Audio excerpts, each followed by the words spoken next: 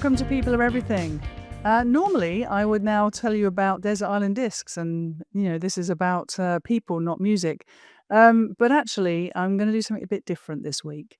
This week, I am going to reprise an episode, a recording I did with the great Chris Grimes when I went on his show, which is called The Good Listening To Show. I loved this conversation, and I thought, well, while we're having a little summer break, I'd like you to enjoy it. So we recorded it a few weeks ago. It's a fascinating concept. Chris is a wonderful character. He's very theatrical. He has a comedic style, but also has a knack of getting to the heart of things. He's recently just done a live show with Rob Brydon, which was an absolute sellout. And you can hear from my episode with him that he absolutely loves what he does. He's about 200 and something podcasts in, so a real veteran in the podcast world. And our episode was just put out on his radio platform, which has, I think, something like 1.2 million listeners. So he's a bit of a big deal. And so this was quite a coup for me. So I thought, well, there we go. Let's put it to my listeners as a little bit of an extra Brucey bonus for those born in the 1780s, in the 70s and 80s, not the 1780s, who will know that reference. So the Brucey bonus is Chris Grimes on The Good Listening To Show, talking to me. So I hope you really enjoy this. Take care. Bye. Boom. We're in. Welcome, welcome, welcome. This is the fourth broadcast from the Glow Up Studios of Future Leap. My fat head's in the way. Which way? Way. Future Leap Studios in Bristol. Very excited to be here. Reciprocity is my favorite word, and Julia Duthie and I are playing a game of reciprocity. She's going to be in my podcast and I'm going to be in hers. Now, hers is very enigmatically called People Are Everything, which of course they are. And indeed, we have another resonance, and I'll let you speak in a moment, Julia. I'm just going to blow some happy smoke at you. We both resonate and riff off the idea of, the Good Listening To Show is like Desert Island Discs, but in a clearing and with stories rather than music. And yours, Julia, just riff on your own Desert Island Discs connection. Is a bit like Desert Island Disc, but rather than bring music, I ask my guests to bring the 5 people that have shaped the person they are. How about that? Wonderful. So yours is a crowd scene because people bring 5 people with them. Fantastic. Whereas I just bring some comedy props like a golden baton. I don't like it up with Mr. Mannering. I've got a complete works of Shakespeare, a couple of other comedy props as well. But welcome, Julia Duthie, to the show. So yes, you are the podcast host. You're a best-selling author. You're a trusted advisor and a mentor. We met on LinkedIn. You very kindly got in touch, and I'm just blowing some happy smoke at you. You've had 2 CEO positions, a US.com startup company, I think you'll find, and you've been the UK MD of a Singaporean multinational. Fancy. Which qualifies you to be on LinkedIn for absolute effort. That's one of the places we're streaming to. So, Julia Duthie, welcome to the show. How's morale and how are you doing? Oh, good, actually. I woke up this morning thinking we were going to have really bad weather. I don't know why. Everyone kept telling me, oh, the weather was going to be bad this weekend. And it's really sunny. So I'm very happy. And I'm very happy to be here, Chris. This is me too. So we will be blowing some reciprocal happy smoke at each other, and how very quintessentially English that we've both spoken about. Well, you spoke about anyways. So if you've not seen the show before, I know you have, Julia, you were very kind and listened to some and were very sort of praiseworthy of what you thought about the show. And I love yours too. We both like the cuts of each other's jib. This is the show in which I invite movers, makers, shakers, mavericks, influencers, and also personal heroes into a clearing or serious happy place of my guests' choosing as they all come along to share with us their stories of distinction and genius. So that's what to play for. We're going to get you on the open road. If someone doesn't have a frame of reference to you, Julia, I did blow a bit of happy smoke at you. That really clunky, as we're on LinkedIn, we may as well go there. That clunky, hello, what do you do question, which we hate. But what's your favorite way of answering or avoiding what Julia Duthie brings to the table, what she does? Well, my main role is I work for a company called Bridgepoint. We are the largest private equity firm in Europe. And I do value creation for them. So I look after the sort of their investments for procurement and supply chain and things like that. So that's my day job, and that's come after a very long career in many, many things, which some of which you've already covered. But I'm also a podcaster, like you said, and people really are everything to me. So I decided to launch a podcast that kind of focused on that subject. And I am particularly fascinated by the people behind the people. So my question is I always want to know, who made you then? So when I meet someone fascinating, I always want to know, who are the people behind their story that shaped them? So that I would say that's my main thing. And I love the fact that you're doing a mainframe side hustle like I am, because I'm a facilitator or a coach. But at the beginning of the pandemic, one of my guests very recently very powerfully said, we are where we are, all of us, because of decisions and choices that we made 5 years ago. That was Antonia Wade, who's the global chief marketing officer of PwC, as it happens. But I found that so resonant because I got going almost as she said that 5 years ago to the day with the Good Listening To show. How long have you been going with People Are Everything, Julia, and how many episodes in are you? Well, we've just finished season 1. Which was fab. I just loved it. I've actually pretty much recorded season 2 already, and that's starting up again next week. And I liked what you said just then, because you're right. Everything that I'm doing now has kind of been led up to, and feels very, very natural. Feels like this is where I'm supposed to be. And even especially in my work is all about people. Everything I do is people connected. So, it feels like this is where I'm supposed to land at this point in my life. Yes, it resonates with, I've prepared my entire life for this moment. People are everything. And one of my favorite quotes when facilitating is, it's all about the relationship, stupid. Because it is. So let's get you on the open road of the structure. There's going to be a clearing, a tree, a lovely juicy storytelling exercise called 5, 4, 3, 2, 1. There's going to be some alchemy, some gold, a couple of random squirrels, a cheeky bit of Shakespeare, a golden baton, and a cake. So it's all to play for. So let's get you on the open road. Do you have any questions before we start? None at all. I feel quite prepared. I don't normally do preparation, but I've actually prepared. Yes, so I've got notes and everything. So if I look down, it's because I'm reading them. And thank you for your preparation. That's always encouraging to me when people care enough to prepare. That's exciting. So yes, we're going to get into the who, the what, the where, the how, the why. You do what you do, and at the end, there's a very, very exciting show us your QR code section, please, where I've actually got one all ready to go for Julia Duthie's link tree, I think you'll find. But that's to come, just to keep you excited. So, Julia Duthie, a clearing is your serious happy place. Where do you go, would you say, to get clutter-free, inspirational and able to think? Well, this was really easy for me. I've picked Horsell Common. And for those who don't know where Horsell Common is, it's just near Woking, where I grew up. And it's famous, I suppose, for War of the Worlds, H.G. Wells' War of the Worlds.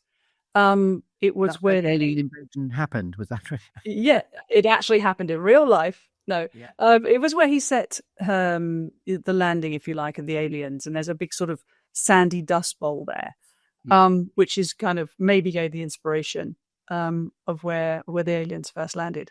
So it's a beautiful 900-acre woodland. And I've probably walked there, I'm going to say over 1,000 times. Must be more than 1,000 times. And there's a piece of this old, huge oak trunk, if you like, that's been carved into a seat that's right in the middle of it. And that's my happy place. That's where I go to sit. When I used to, I still walk there now, actually. But I used to live right near there. And so I used to go there pretty much every day. And sounds a bit morbid, but most of my pets' ashes have been scattered at that very spot, because it's so beautiful. And I used to sit there with my dogs, past and present. And it's beautiful. It's just such a beautiful piece of woodland. So that's my happy place. What a soul chime to know exactly where to go to place a life that has been and that has been alongside you. And then you go in factory default set, I'm assuming, by plunking your own bottom on that same seat as life changes and ebbs and flows. Oh, absolutely.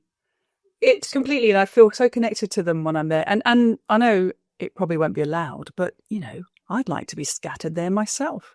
I think it would be fabulous. That's my little, my place. So, And even if they say no, we can all do the Great Escape and sort of put your ashes in our trousers and sort of trot along. This is a huge assumption that I was implying I'm going to last longer. But no, but Well, you know.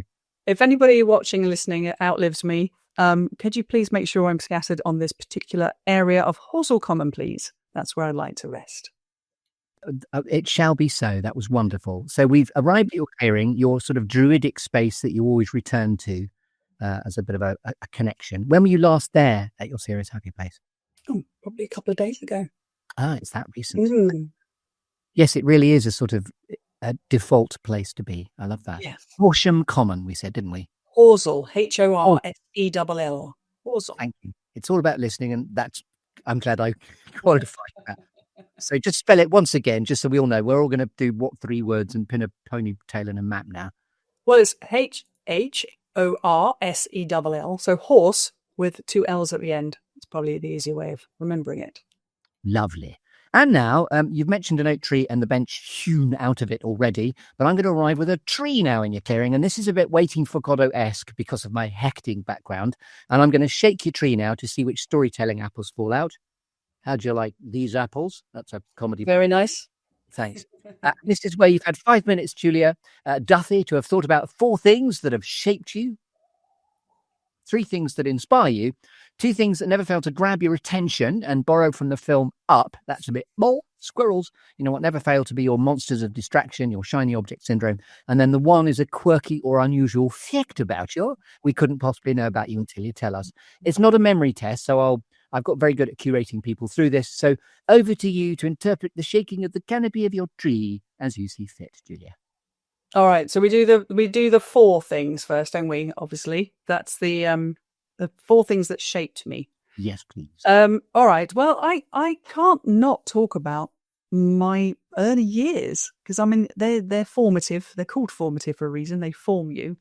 And you mentioned my that I'm a best-selling author. Just like to put that in there.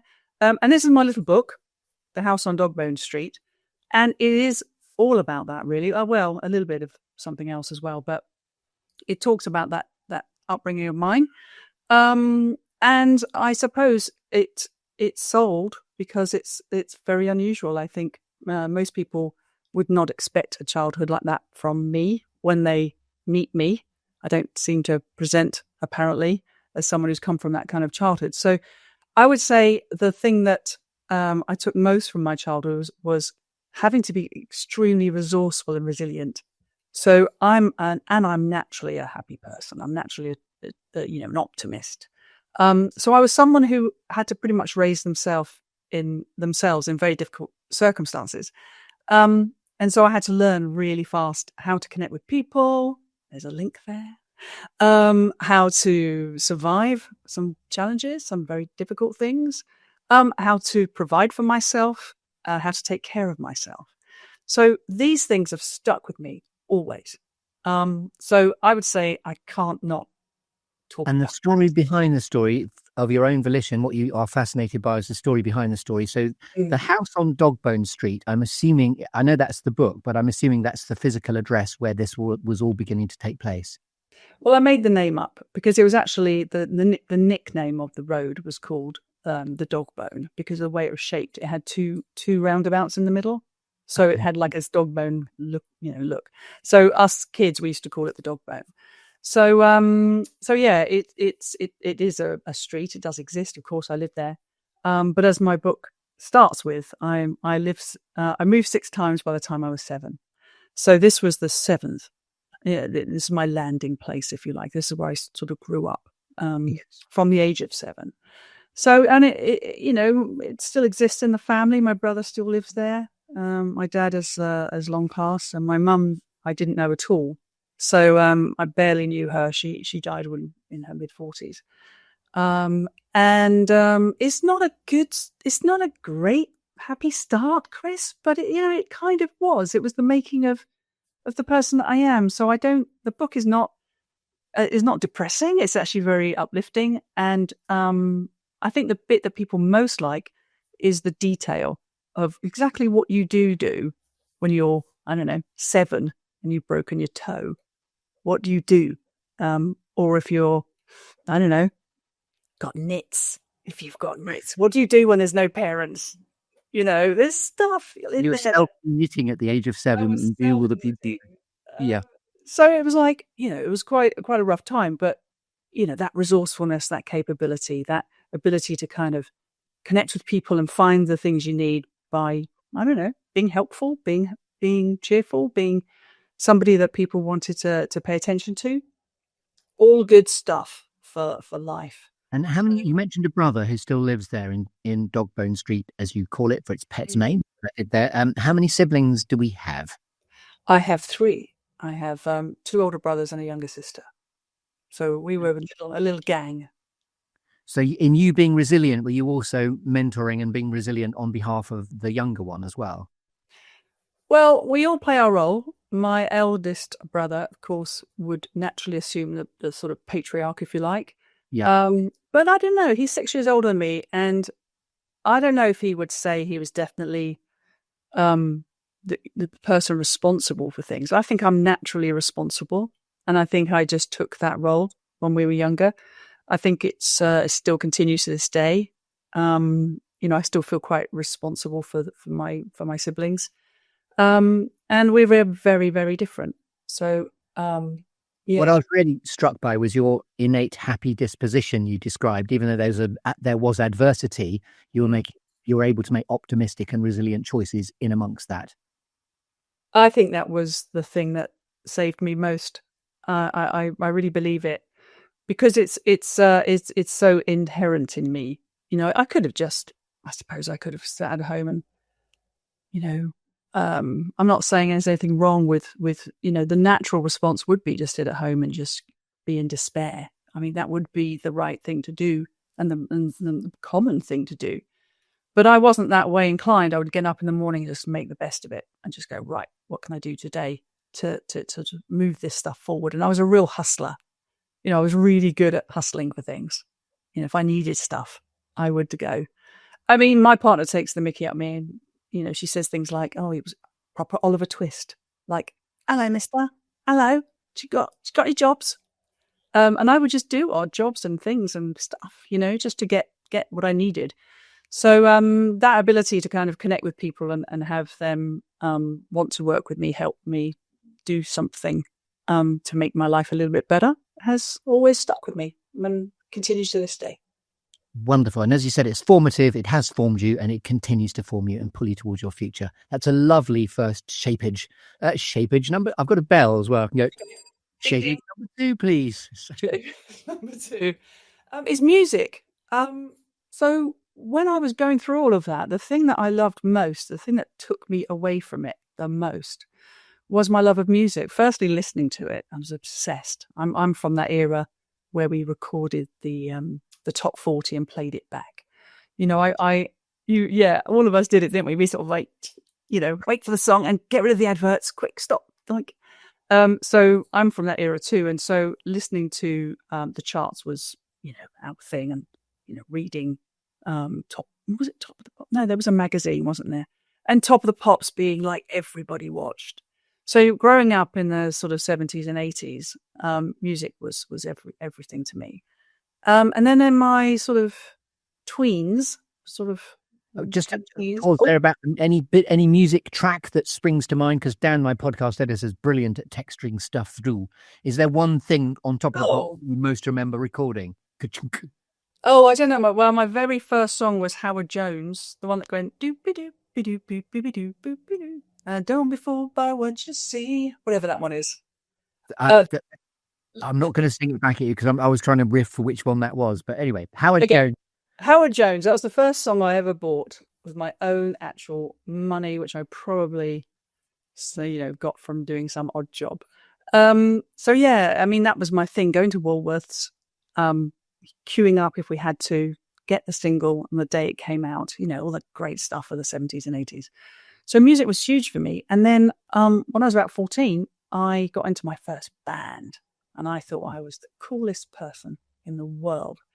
And funnily enough, started playing bass rather than what I ended up being, which was a singer. and I still love the bass. I can still play it quite well, but it was an odd instrument to start with at 14, and it wasn't even mine. I borrowed it. So, yeah, I just loved music, always did. And that led me to having quite the career in music. It was a really fun time, about 10 years of really trying hard. I had, I was signed to management. I put out a few songs. I recorded an album. I did loads of gigs. But more than that, it just, as I say, it lifted me out of that situation and gave me so much confidence and so much, I suppose, yeah, I felt on top of the world, and everything that was going on at home just fell away. I just wasn't, I was kind of living parallel life. So, yeah, I didn't really have a plan B either, Chris. I was going to be a pop star. That was it. No, nothing else mattered. And you mentioned the bass guitar wasn't yours, and presumably you've returned it, or have you still got that bass guitar somewhere in the background? Well, it belonged to it actually belonged to a music shop. It's still going, actually, called Anderton's in Guildford. And they were a lot smaller back then, but the little shop, different location.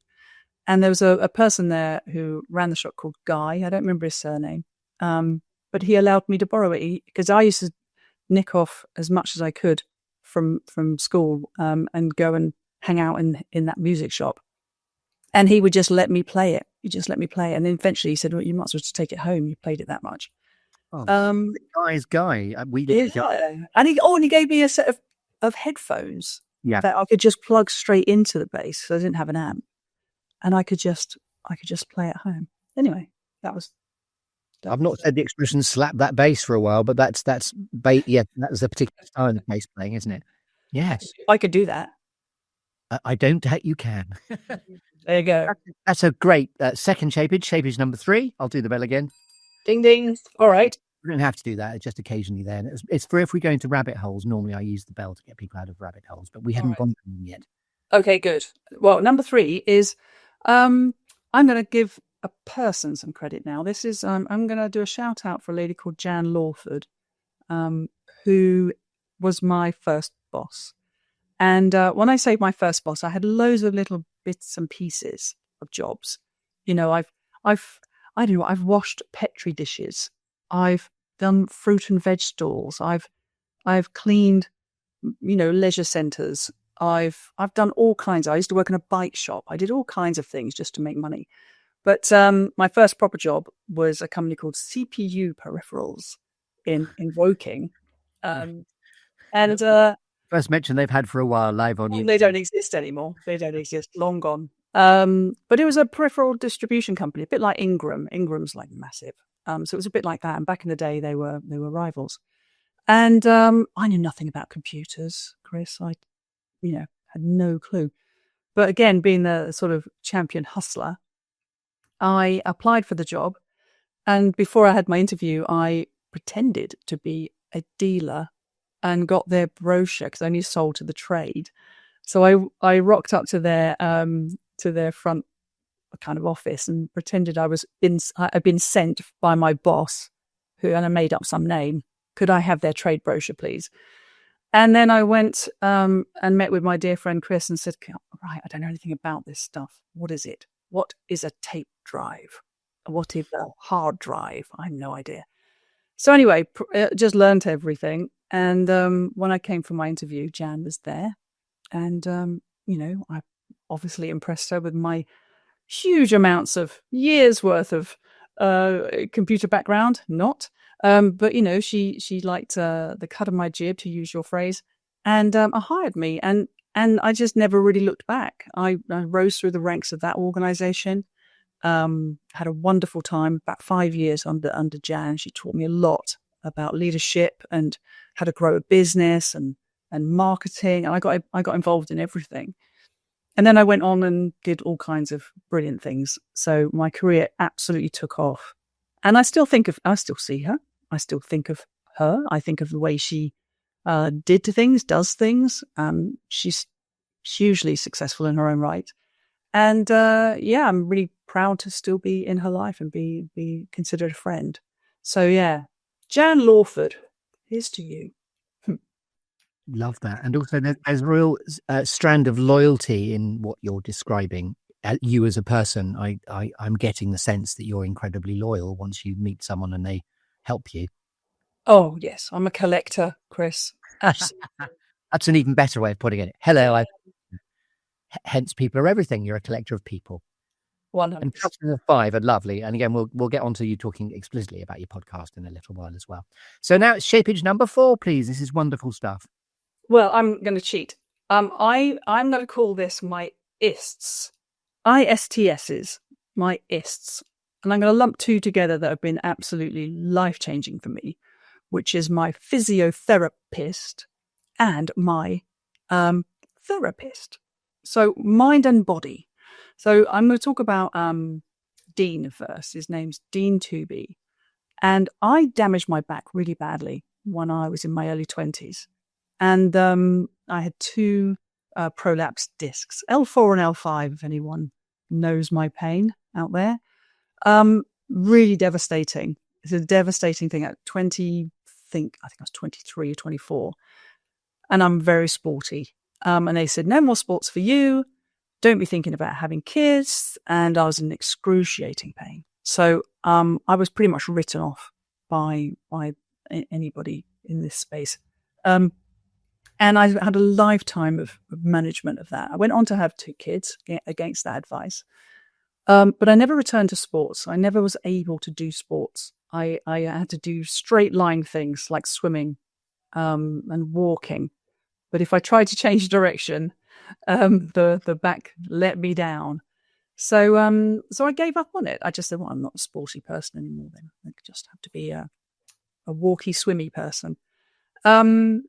And then I met Dean, and I went through so many physios and so many chiropractors over the years.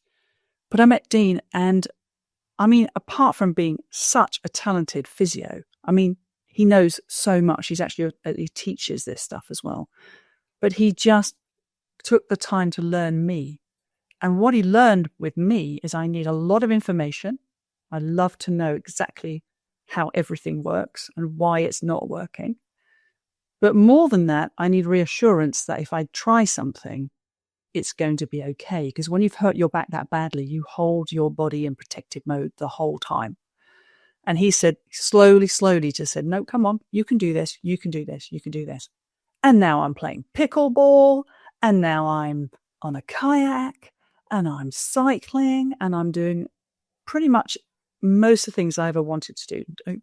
My goal is to one day play tennis. I love tennis. It got me through the pandemic, twonking a ball 25 feet away to some people. Well, you know, then it's a wonderful sport, and I grew up mostly just watching it. And but I want to play tennis. It's one of the things I want to do on my bucket list. So I played a little bit in the park with my mates as a kid, and now I just want to get to a place where I can play properly. So Dean is amazing. Dean Tooby. Check him out if you've got any. I'm about to say, what a great name for a therapist. Tooby. Tooby, and as in you can either work with me or not work with me. Tooby will not. I knew we'd get the bard in there. Yeah, no, he's brilliant. So he's one of my ists that's changed a complete direction from my life. And Donna is my therapist, who I took up with when I had my dad died when he was 90, and he had dementia for 10 of those years, and I had a tricky relationship with him anyway. And then I thought, well, I'd better go and see an ist, because I wasn't doing very well with it. Well done for not just going to get pissed instead. Yeah, I did that too. Yes. Yes. Yeah, I definitely did that. But I also, I thought, well, people talk about therapy, don't they, as being particularly a good thing to do. So at the ripe old age of 50, I decided to give it a try. And in doing so, she just altered the shape of my life completely. I mean, I'm in a totally different place. I'm a totally different relationship. I'm just, just where I need to be. And she did that. She helped me with that. Great. That's a wonderful initial shapage of the tree, the 4 shapages. Now we're looking at 3 things that inspire you, Julia Duthie. All right. Well, curiously, not people. people are just the best bit, aren't they? I mean, I love things. I've got lots of things. You don't get to my age without amassing a few nice shiny trinkets and the comforts of life. But back to my point about collecting. Absolutely, everybody I find interesting and curious. So I get a lot of inspiration from the people around me, be they friends, just people in my life or people that I observe and learn from. So people are my absolute favorite. Then I put down travel, which I've really come to quite late. My poor kids, I made them go camping every year they're still doing it and they're 21 and 23 now. But I literally from the age of 2, I made them go to the same campsite every year for 17 days. Not 2 or 3 days, but 17 days. That was my annual holiday with my ex-husband. We used to take a tent and we would camp for 17 days. And that was our annual holiday. And then with my new partner, Catherine, she's like, I'm not doing that. I'm not doing that. I'm not doing that. No. We don't do camping. I'm not doing that. So I'm like, oh, go on. It'll be great. Come on. What's not to love? And she's like, everything. So she introduced me to actual travel. And things like that. Hotel rooms with beds and like room service and fluffy towels and, who knew? So now we travel a lot. We've just come back from Antigua. We've done New York. We've done LA. And I've done a lot of travel with my work. I mean, I've hundreds and hundreds of work trips, but I never really traveled abroad for pleasure. So she's like, that's more like it. That's what we're going to do. So travel is like a super priority for me. And top tip, everyone, I've learned loads about all of this. Just collect the air miles. It's changed my life. I'm always looking up a deal on other flights and very rarely paying for it. So get the air miles collected. So travel's number 2. And is there any you said to Catherine, no, we're not doing that yes. Separately? Yes. So there's some stuff that she wants to do that you're just not going to do. We're not going to do that. Well, I haven't managed that yet. Okay. No. She's an influencer. Yes. Yeah, she's quite the boss of me for sure. No, I'm kidding. But no, I don't think there's anything she's introduced me to that I haven't wanted to try anyway. So yeah, no, I'm pretty open-minded to most things. I will try anything really, except I don't know what won't I try. I don't know. I'm trying to think of something awful. How about kidneys? I don't want to eat them. I don't need to try them to know I won't like them. I don't mind donating them, but I don't want to eat one. Yeah. You can have one from my actual body, but I don't want to eat one. No, thank you. You made that example up. That was good. That'll work. Yes. Now, another inspiration, please. Oh, right. Well, I'm just going to be very self-serving for both of us here, which is podcasts. When I discovered podcasts, that changed my life. I mean, I started having some difficulty with my eyesight about the same time I discovered podcasts. And so I used to be a voracious reader. So I used to read a lot of books. That was my thing. And then as my eyesight was going, this is not enjoyable anymore. And then podcasts came into my life. And I must listen to, I'm going to say 10 plus hours a week, if not more. Probably more, 15 hours of podcasting per week. And I have learnt so much from doing that. And I love long form conversation. It's my absolute favorite thing to do because I don't know, I just like getting into things and I like listening to people getting into things. I'm not a big fan of sort of short bursts of knowledge or communication. I like to know things. So podcasts absolutely changed my life 100%. In all my circa 250 episodes, you're the first person that has named podcasts as an NP. That's wonderful. Congratulations. That was true. And I believe that's the 3 influencings that's happened now, isn't it? Is that right? Yes. In my own maths, it's my show, but I sometimes get a bit lost. And now this is the squirrels, borrowed from the film Up. the house on Dogbone Street made me think about the film Up anyway, because there's a very enigmatic house within the film Up. Anyway, this is the, squirrels, what never failed to stop you in your tracks. I do have a slightly stupid squirrel. My family hate the fact that I might whip out a squirrel. But anyway, squirrels, what are your two monsters of distraction, your shiny object syndromes, two things that never fail to stop you in your tracks, irrespective of anything else that's going on for you? Well, this might surprise you, but won't surprise anyone else. Dogs. I love dogs. If I see a dog, I want to go up to it, know it. I want to know everything about it. I want to speak to the owner. I'd like to think I know most of the breeds by sight, although most breeds now are just fluffy, aren't they?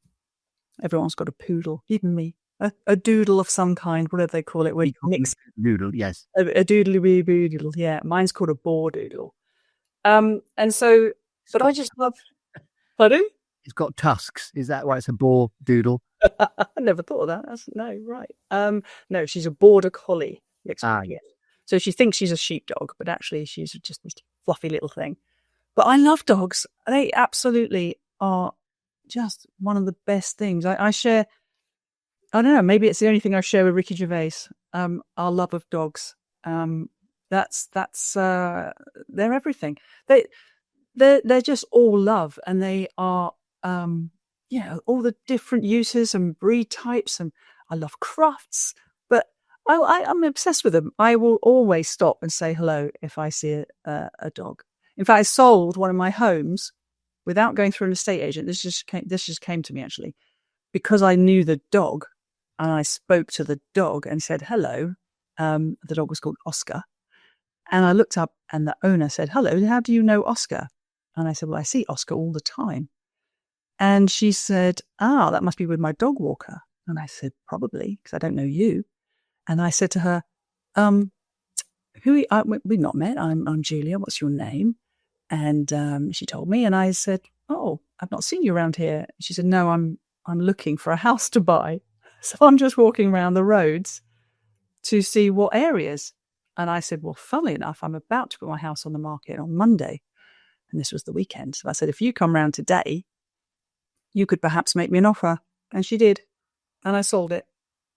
So Oscar works in real estate. That's fantastic. Well, I paid him a very good commission. But let's just say it pays to know your dogs and to say hello to strangers. And I love dogs too. And I know that dogs are often used by owners to be the conduit to whether or not they trust someone as to whether the dog likes them or not. So there's completely. And I'm a bit sus of anyone who doesn't like dogs. I'm just like, what? You don't like dogs? How was, that's a big red flag. When I first went to drama school, the Bristol Old Vic Theatre School, I was analogized to being like an untrained Labrador. As in, I'd come in, lick your face, hump your leg, go in the corner and get bored and go and do something else. I wouldn't do any of that stuff, but it's that sort of uncontained energy, which, still helps as we begin to bottle energy as we get older. Well, I'd probably be described as some sort of soppy spaniel, and with loads of energy and probably a bit needy. She's probably nice. That's great to name a dog as a squirrel, because obviously dogs and squirrels, that's just a wonderful sort of, juxtaposition. It's normally dogs that are just, so yes, that's lovely that you've named a dog as a squirrel. I think you might have a second squirrel if you want. Yeah, what, sorry? A second one? Yeah. Oh, yes, I did make a little option 2 here. And it's a similar sort of thing really, but it's old people. I like elderly people. I just find them absolutely fascinating. And I'm always drawn to them. If I see them, I don't know, just out and about, I find myself observing them and just like, I don't know, it warms my heart, especially if you see 2 really elderly people holding hands.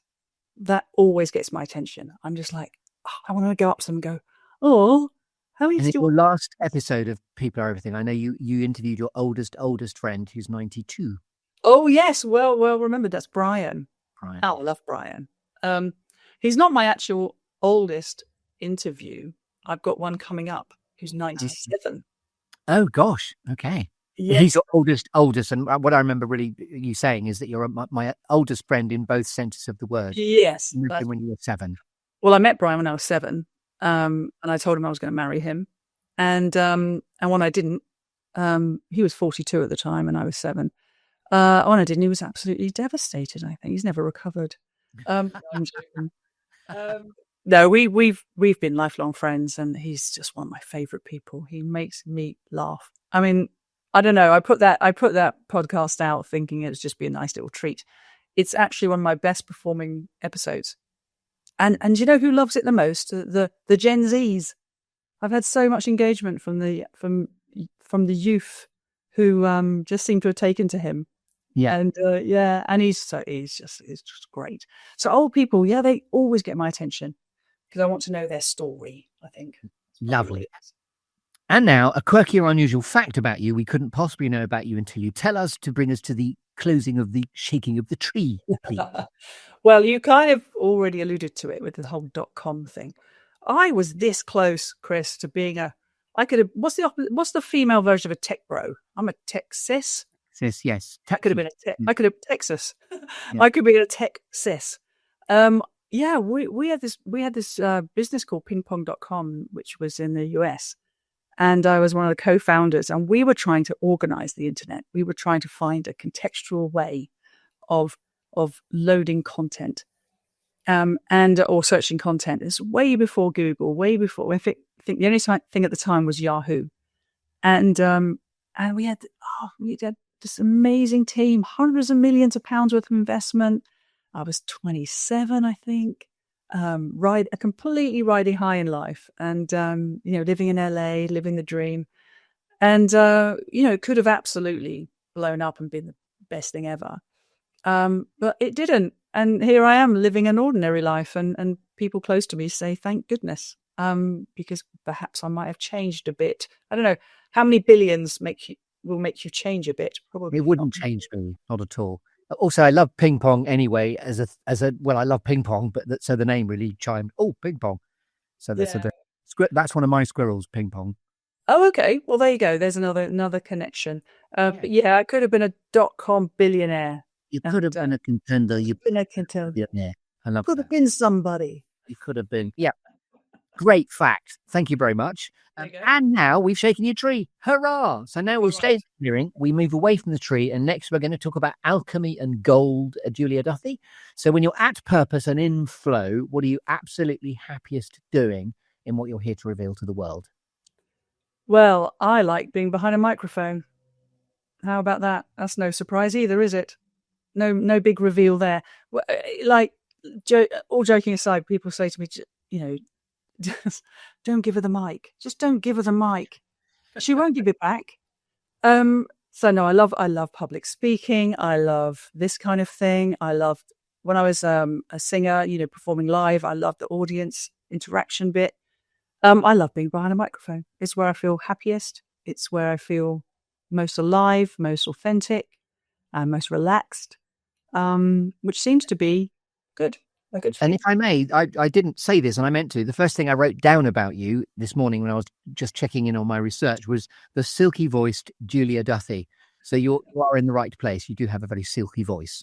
Oh, thank you. Well, you never like the sound of your own speaking voice, do you? But I used to be able to hold a tune, Chris. I'm not sure I could nowadays, but I used to love singing. I used to absolutely love. But it wasn't just about the singing; it was the audience bit. I used to love chatting. What variant you were singing for? Oh, I had plenty. My first one was called The Innocent Bystanders, which was like a classic 80s rock punk, not punk, soft punk, soft rock punk. I don't know how you describe them really, but me and a group of lads was my first band. Second band was called The Colour Red. That was a bit more sophisticated. And then I got signed as an individual artist called my stage name is Billy Levi. How about that?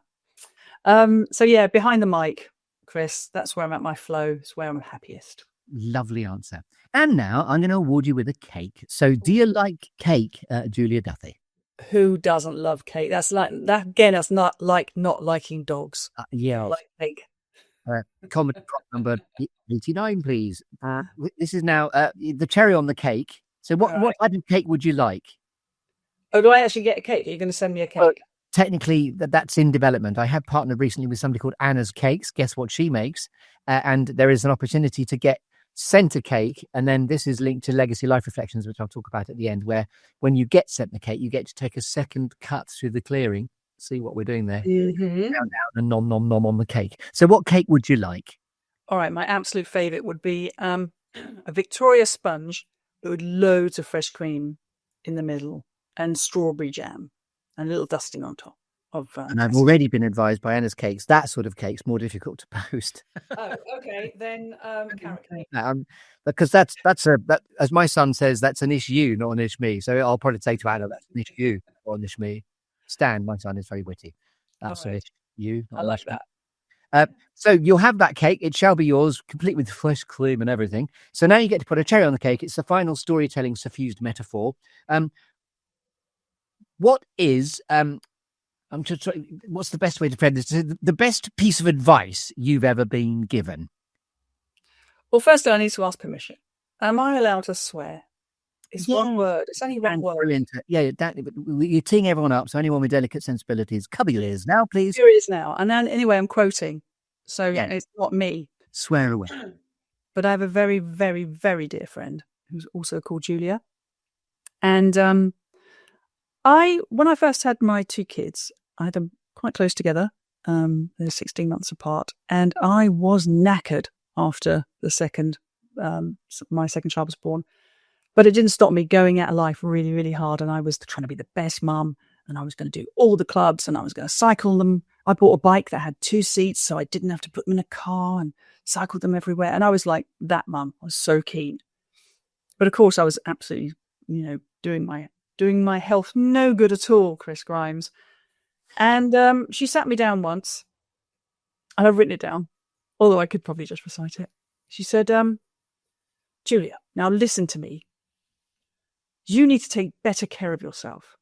Because if anything happens to you, it will be a fucking disaster. And you know what? In that moment, it really got my attention. I thought, gosh, she's right. To so many people at that time, obviously my babies, but other people, I mattered. I had to look after myself much better because I mattered to a lot of people. And if I'd done myself in for whatever reason, through health issues or whatever, gosh, that would have been a ripple effect. And I think that really caught my attention. I was like, and it made me look after myself better from then on. And I think that's a little message to everybody, really, And a big shout out to your friend. What's her name? Her name's Julia Bird, and she's amazing. If you can check her out. Amazing. And which links beautifully to the question that just left my brain before I tried to ask it, which is, what's your favourite inspirational quote? That could have been it. But what's your favourite inspirational quote that's always given you succor and pulled you towards your future? Well, this quote almost gave me my first tattoo. This is how much I used to embody this quote. I almost went for it. I was living in India for a good while, and everyone seemed to be doing the tattoo thing. So I thought, I want one. So this almost got tattooed along my spine. Could you imagine how painful that would have been? Ooh. But it was poignant because my spine had always been my limiter because of my back issues I told you about earlier. So I thought I'm gonna tattoo it and take control of it. Anyway, and it's gonna sound very lofty, but it's a Carl Jung quote. See, I told you I read a lot of books. And it says, I am not what happened to me. I am what I choose to become. And that is something I've always thought about too, is yes, I did not have the best of starts by anyone's stretch, but I have not allowed that to negatively alter anything in terms of my my future life. So, and I continue to be like that. So that nearly got tattooed in Sanskrit, because I think the actual words would look a bit rubbish on a tattoo, wouldn't they? But in Sanskrit all the way down my spine. But I didn't do that. I remain tattooless. And to deliberately reincorporate, just say that beautiful Carl Jung quote one more time. Okay. Here it is. I am not what happened to me. I am what I choose to become. Boom. With the gift of hindsight, what notes, help or advice might you proffer to a younger version of yourself, Julia Duthie? Okay, lots. I think I would have told my younger self to be braver and be more authentic earlier. So another little fact about me that people who know me now will know, but that process I went through with Donna, and I mentioned my therapist before, and she kind of enabled me to be very truthful about who I really was. And I had a fabulous relationship with my ex-husband, still do. He's still very much in my life, but always knew that I was gay, and I just didn't ever want to talk about it or think about it. So I buried it so deeply, it's like I didn't even recognize it in myself in some ways. But I kind of always knew at some fundamental level that I energetically resonated much more with women, and which now has led me to my partner with Catherine. But it took so long, 50 years, Chris, 50. And, maybe it was always meant to take that long. But I probably would tell my younger self, just be braver and trust that people will love you anyway for who you are fundamentally. And, just live wholeheartedly and not mask any part of yourself, actually. Just let it all be, and all will be well. Very sage-like advice. Fantastic. We're ramping up to Shakespeare shortly to talk about legacy and how you'd most like to be remembered. But just before we get there, this is the pass the golden baton moment, please. Oh, Let yes. experience this from within. Who would you most like to pass the golden baton along to keep the golden thread of the storytelling going? Julia Duthie. Well, I thought about this person for multiple reasons. One, because he's a big influence on my life, and he didn't make it on the first list because I saved him to the end. But he's linked to the whole music thing. But also from your point of view, given the type of people I know that you like to interview, particularly creative people, of which I consider myself one, but this guy is like off the charts creative. So I'm going to introduce you to a guy called Chris West. Chris was my original manager back in the day when I was 16. And he sort of discovered me, as it were, and we had a very long music career together. And he's gone on to do all kinds of things. He's produced albums for Richard Ashcroft, for Status Quo, all kinds of people that you'll know. And I don't want to steal all his thunder, but he's been a session musician in the sort of 60s and 70s for some very big bands. He's an amazing guitarist, amazing producer and engineer. And he's also my best mate. So I've known him a long time. We've stayed very close friends all this time. I think you'd find him really interesting. I don't know if he'll do it. I haven't asked him, but I'm pretty sure he will. Sorry? So you need to tell him, not ask him. No, exactly. I'll tell him. Chris, you're doing it. That's a wonderful, wonderful, precious golden baton pass. Thank you very much, Chris West. I'm coming for you. And now, inspired by Shakespeare, it's very exciting to hold this particular book up because this is the it's sort of first folio, but it's the actual book. When I went to the Bristol Albert Theatre School circa 16986, and it says that on the front. So this is my well-thumbed complete works of Shakespeare. Oh, easy. So now, inspired by all the world's a stage and all the better players, and I'd now like to ask you, Julia Duthie, how, when all is said and done, would you most like to be remembered? Well, I really struggled with this. I really did. And I've got loads of scribbles on this piece of paper, and I with my poor eyesight, I actually can't even read it. I don't know. I know somebody who's always trying to do things and is sort of a creative person who will try something new. I don't know, that I'm, authentic and pretty wholehearted. I am a loyal friend. I'm a good friend. I'm just a good person, I know it sounds really twee, but I just want to be thought of well, that I've lived a nice life and done some good things and helped people along the way. Nothing, I don't want a statue. I don't want anything. I just want people to talk nicely of me once I'm spread in Horsell Common and in the dust. That's how I'd like to be. I just like to be well thought of, Chris. Your man's and woman's best friend. I think you probably were a dog in a different life, actually, because your monumental presence of now, and just being absolutely. Come out, spaniel. And now, very excitingly, this is the show us your QR code moment, please. So I'm going to invite my lovely Jo, who is the technician extraordinaire. We're going to show the People Are Everything link tree, please. So if you're watching online, this is your opportunity to scan the QR code. So just talk us through where we can find out all about People Are Everything for those that are listening rather than able to scan the QR code, Julia. Well, basically, anywhere you get your podcasts, just type in "People Are Everything," and my name if you want to do that to make sure, belt and braces and all that.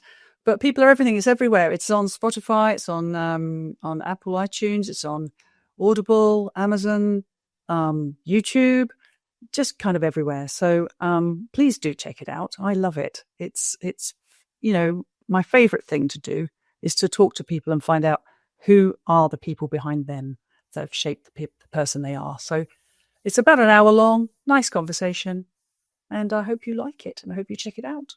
And I myself will be appearing in a couple of... Oh, yes. Yes, you're going to be my guest. I can't wait. And now, thank you for that QR code. Now it's the Julia Duthie on LinkedIn QR code, please. So you may be watching this on LinkedIn in any case, but there's a QR code to take you straight to Julia Duthie on the old LinkedIn. Marvelous. Fabulous. Thank you. Isn't that lovely? Show us your QR code, please. It's very Wonderful. clever. So, as this has been your moment in the sunshine in the Good Listening show, Julia Duthie, best-selling author, podcast host, trusted advisor and mentor, is there anything else you'd like to say? I thought about this too. Here's my parting message to you all. And it's people related again, which is, it's taken me a long time to come to this, but seek out people that you energetically chime with and that make you feel good. There's 8 billion of us to play with. Don't spend time with anyone that doesn't make you feel something, I don't know, warm or inspired or energetically happy or just content or all the good feels that we're all looking for. Just seek those people out. And if you find them, hold on to them because they're little treasures. That's my parting words. Ladies, gentlemen, min, you've been listening to the gorgeous, lovely Julia Duthie here on the Good Listening To show. Another QR code for you if you'd like a conversation about being in the show too. The website for the show is thegoodlisteningtoshow.com. The Good Listening To show is also available wherever you get your podcasts. And then very, very excitingly, there's a very new series strand, which has been in the mountainscape of the Good Listening To show all along, which is called Legacy Life Reflections, which uses the same curated structure of the show to record the story, lest we forget before it's too late, of somebody near, dear or close to you for posterity as we share their life's lessons learned along their way. So check out Legacy Life Reflections as well. And of course, if you want to talk about amplifying your business, your brand, that sort of thing, there's a series strand for that too, which is called Brand Strand Founder Stories. So yes, it's been a great joy and a delight. Is there anything else you'd like to say, Julia? Just thank you, Chris. I've loved this. I was so excited about this today because I love this. I love your energy. I love the theatrics of it all. You just make me smile. And I think that's a really good thing. I think it's great what you're doing. Keep doing more of it. Thank you. Thank you for inviting me on today. I've really, really enjoyed it. It's been a delight and a pleasure, sincerely, and I'm very, very much looking forward to the magical bit of reciprocity too. I did also forget to mention I've got a live theatre version show of this as well, and Rob Brydon is coming to the Bristol Redgrave Theatre on the 5th of July to come and do a show live in person that will be filmed, streamed in front of a live audience of about 320 people. So that's Saturday the 5th of July.